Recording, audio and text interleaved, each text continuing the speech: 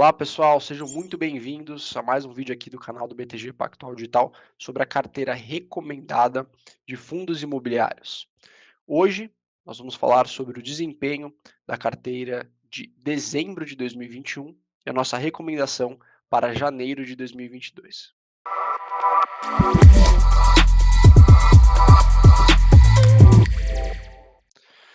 Bom pessoal, o ano de 2021 foi um ano bastante difícil para o mercado em geral de renda variável e para os fundos imobiliários. Mas dezembro acabou sendo um ano que trouxe algum tipo de alento para os investidores. O IFIX, que é o índice de fundos imobiliários, teve uma apreciação de 8,8% no último mês de 2021.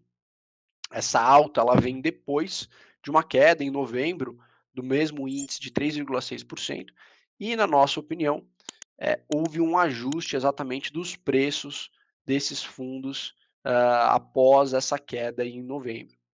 A gente pode pegar, né, por exemplo, o setor de galpões logísticos, que teve um impacto bastante forte ali em novembro, caindo 8, 9%. A gente, naquele momento, via alguns ativos negociando com preços muito baixos, valor ali em torno de 2.000, 2.300 reais o metro quadrado para ativos bem localizados, em grande parte aqui em São Paulo, de ativos de alto padrão.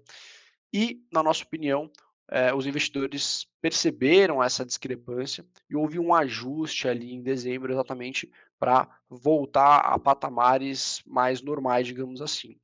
Os preços dos ativos ainda continuam eh, ainda com upside, né, depreciados, digamos assim, e com potencial de valorização no longo prazo. O ano de 2021, portanto, com esse aumento, né, de 8,8% em dezembro, o IFIX fechou em 2%, né, de queda em 2021, e a nossa carteira, ela fechou 2021 com um aumento aí de 2%, portanto, uma diferença aí de 4% acima do IFIX. Tá?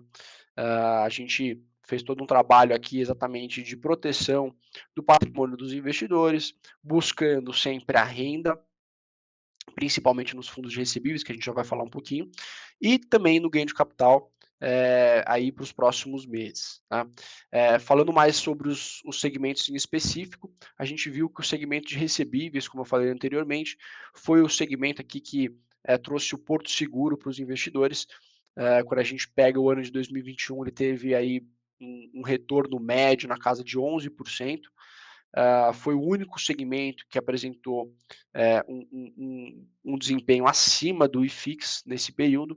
Todos os outros segmentos apresentaram queda, né? Então, o setor, por exemplo, híbrido, dos fundos híbridos, teve queda de 3% em média, galpões logísticos 6% em média, shopping center também 6%, fundo de fundo uma queda de 16% em média e laje corporativa de também 16%. Tá?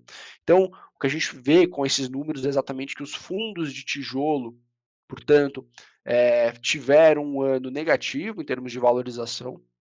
Acho que por tudo que a gente veio vivendo de eventos, né, principalmente voltados ao coronavírus, também impactando esse ano, mas também em relação a questões macroeconômicas, principalmente com a questão, né, da pressão inflacionária que a gente viu nesse ano e, consequentemente, o aumento das taxas de juros, da taxa Selic, mais especificamente, e também da curva longa de juros, a gente usa aqui a NTNB 2035, como talvez os principais eventos aí que fizeram com que os fundos imobiliários e também a renda variável como um todo tivesse um ano mais conturbado. Né? Para 2022, a gente tem vislumbrado aqui um cenário ainda um pouquinho mais conturbado. Em termos, né, internacionais, a gente viu os Estados Unidos começando a dar algumas estimativas aí que a gente pode ver um aumento dos juros norte-americanos em 2022. Isso, claro, pode se transformar aí em pressões em outros mercados, como, claro, o Brasil. E no cenário doméstico, a gente tem visto também essa pressão inflacionária que eu mencionei anteriormente, impactando as previsões aqui também de taxa de juros. A gente deve ver ainda, no começo desse ano, aumentos na taxa Selic. Hoje, a gente tem uma taxa de 9,25% ao ano. Uma nova contratação pelo Banco Central, a gente deve ver aí mais um aumento de 150 base, né, 1,5% na próxima reunião. E, quem sabe, ainda mais um aumento aí programado para esse primeiro semestre. Eh, Dado tudo isso, a gente, assim, continua ainda com um olhar um pouco mais, defensivo para nossa carteira para 2022, e por conta disso a gente fez algumas alterações para a carteira de janeiro. Para a carteira de janeiro, a gente fez 2 grandes movimentações. A primeira delas é em relação à questão, mais de rebalanceamento. Então a gente saiu parcialmente do BTCR11, que é um fundo de recebíveis, para o aumento de posição do FEX11, um outro fundo de recebíveis, do tamanho de 2,5% de concentração. Então a gente saiu de 12,5% para 10% no BTCR, entrou de 2,5% para 5% no FEX11. Essa movimentação veio exatamente para a gente tirar a concentração que a gente tinha em BTCR11, né, que eram de 12,5%, agora para 10%, tendo uma diversificação maior aqui de ativos, uma concentração menor em cada ativo.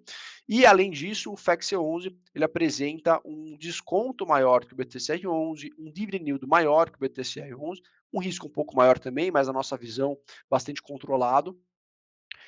E também tem uma liquidez um pouco melhor que o BTCR11. Né? Então, esse rebalanceamento veio exatamente para dar diversificação, menor concentração, maior liquidez, um yield maior. A outra movimentação que eu mencionei anteriormente, ela é em relação a trazer é, mais concentração de defensividade para nossa carteira. Né? Então a gente saiu aqui dos fundos de tijolo que tiveram um bom desempenho em dezembro, né?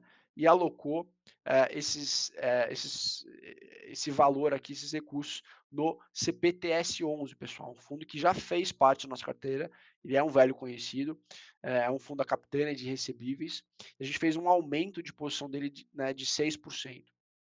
A gente basicamente saiu de 3 fundos de tijolo, o XPlog saindo de 5 para 2,5%, o Bresco, que é BRCA11, de 5 para 2,5%, e o RCRB11, o fundo da Rio Bravo de lajes corporativas, de 9% para 8%. Né? Então, a gente alocou esses 6% no CPTS11, buscando exatamente trazer essa defensividade frente ao que a gente muito provavelmente pode vir a ser impactado aí no ano de 2022. Né? A gente sabe que tem alguns eventos importantes, principalmente deles a gente tem um evento que é as eleições de 2022, então a gente pode ter uma maior volatilidade aqui dos ativos de renda variável, inclusive de fundos imobiliários. Além das eleições, a gente ainda tem uma pressão inflacionária que segue bastante forte, né?